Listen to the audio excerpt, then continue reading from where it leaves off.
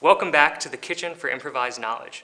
Today, we'll be taking Julia Child's classic, Mastering the Art of French Cooking, and remixing it with Society of the Spectacle. Put on your spectacles, and let's begin. First, rub the development of capitalism. Pour the unitary reversal into a modern society. Document the limits of ideological expansion. Turn the magical consumption into spectacular, notable socialism. Then, heat the historical society into something so complex that it freezes every emerging limit. Stir the unity of appearance. Mix the development of universal history until something begins to accumulate. Recognize that production within abundance is a scientific desire.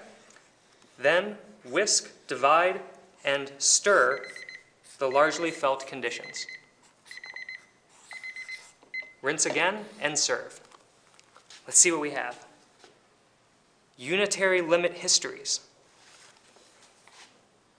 Spectacular. And there you have it, folks. Another amazing new concept, compliments of Julia Child, Debord, and the Kitchen for Improvised Knowledge. Thanks, and good night.